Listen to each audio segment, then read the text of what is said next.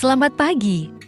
Ra, Mama sedang menggoreng sosis saat aku menuruni anak tangga. Mama tertawa kecil. Wah, ini rekor baru kamu. Bangun pagi, jam segini malah sudah siap berangkat sekolah. Pagi, Ma, aku menjawab pendek, menarik kursi, meletakkan tas, tidur nyenyak. Ra tanda tanya. Perhatian Mama kembali ke wajan, tidak. Menunggu jawabanku, hujan deras semalaman selalu bikin nyenyak. Tidur loh. Aku menghela napas pelan, menatap punggung Mama yang asyik. Meneruskan menyiapkan sarapan.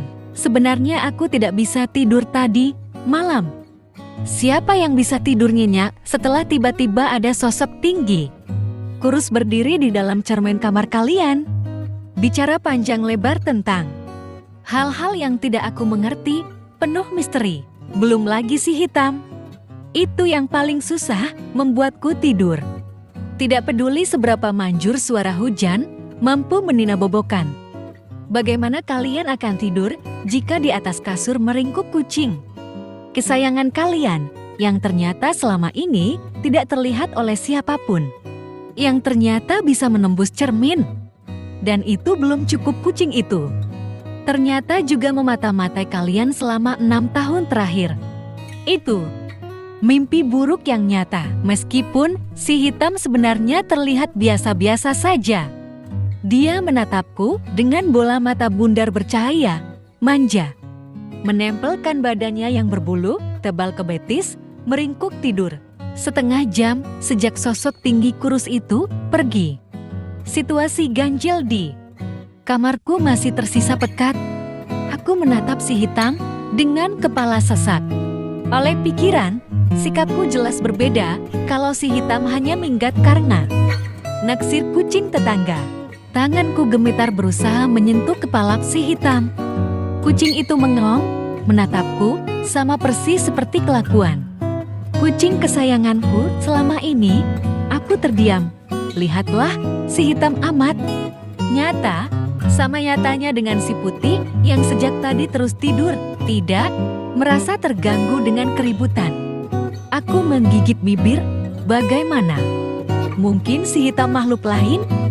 Bagaimana mungkin matanya yang indah itu ternyata mengawasiku selama ini?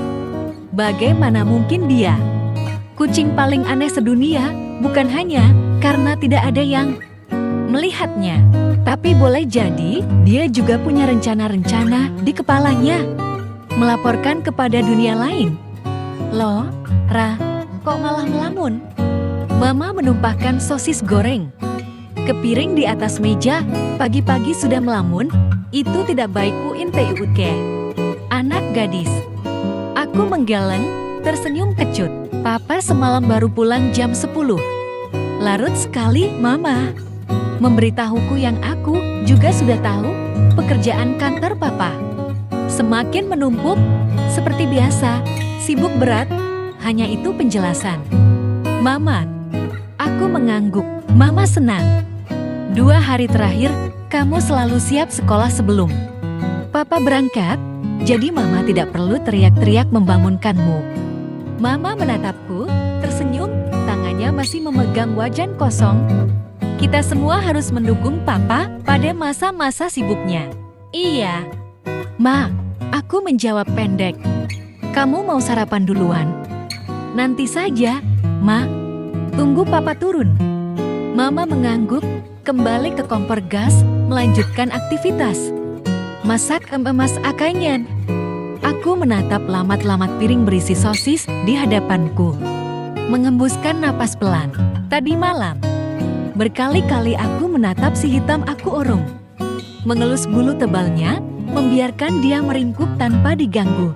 Aku berkali-kali menatap cermin besar, memastikan tidak ada siapapun lagi di dalamnya yang tiba-tiba menyapa.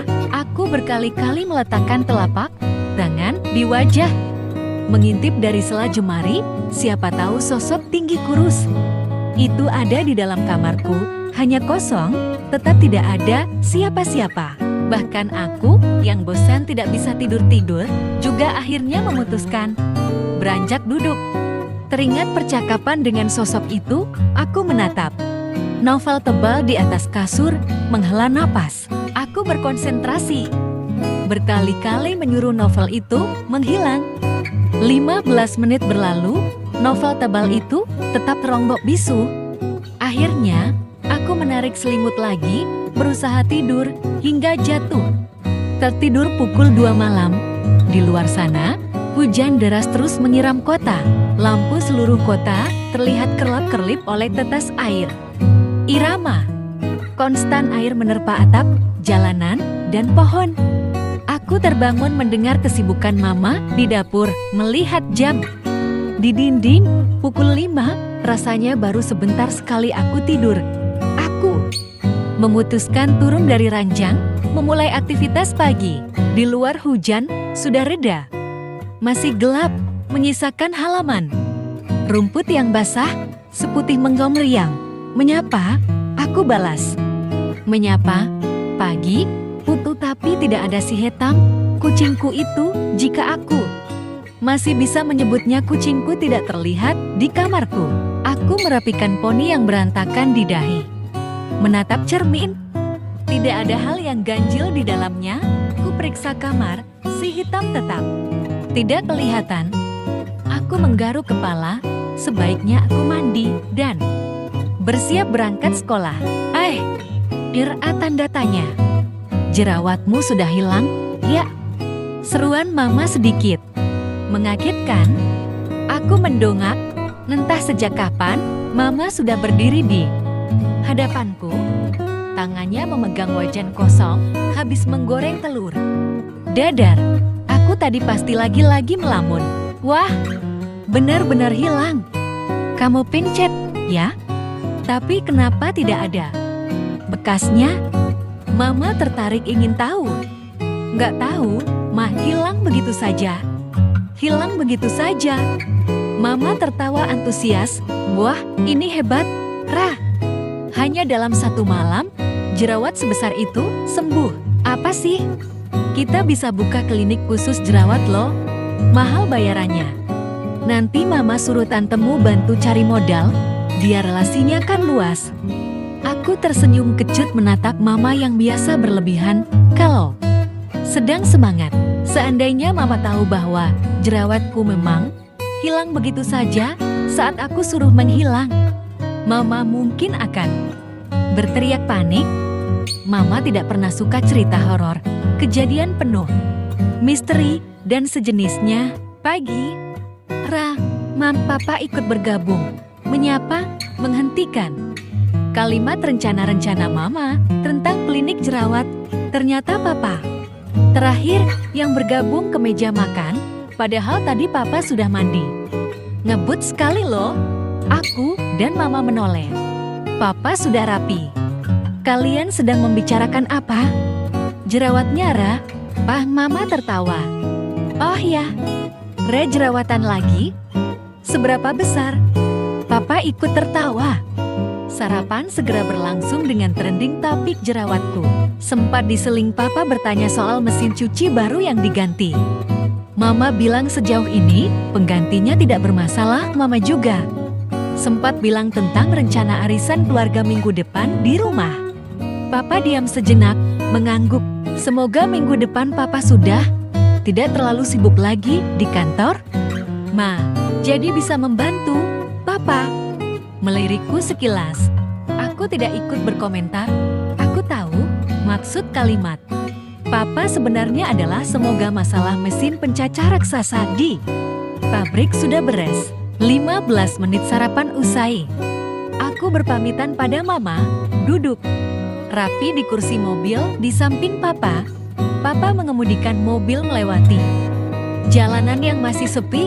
Baru pukul 6, itu berarti jangan-jangan akal orang pertama lagi yang tiba di sekolah. Bagaimana sekolahmu? Ira tanda tanya.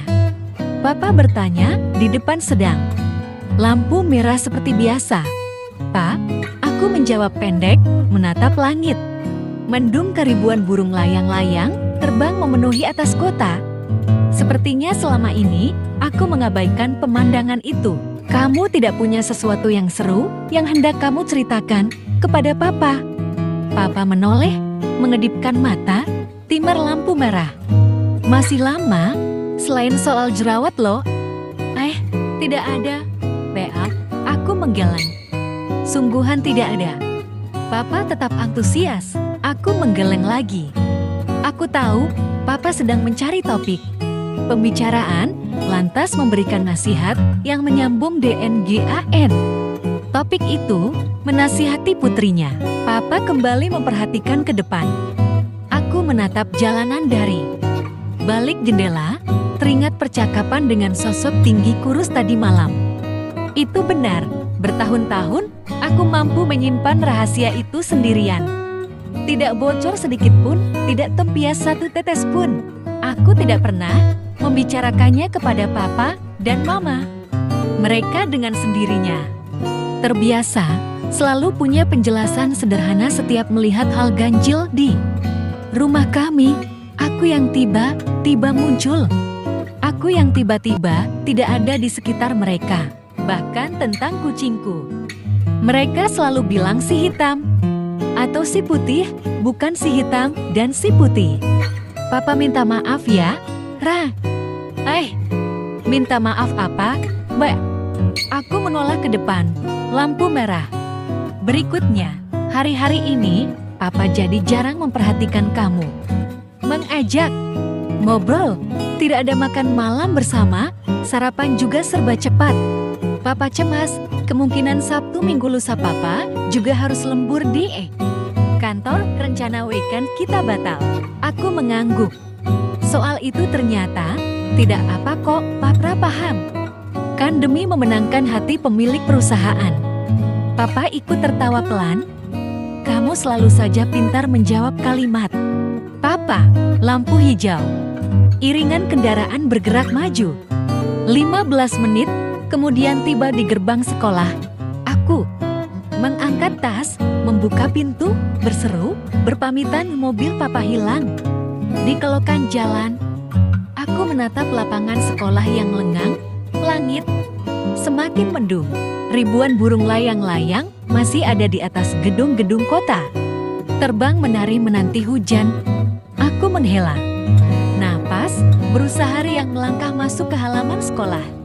Setidaknya, dengan segala kejadian aneh tadi malam, hari ini aku tidak perlu menutupi jidatku. Jerawatku sudah hilang.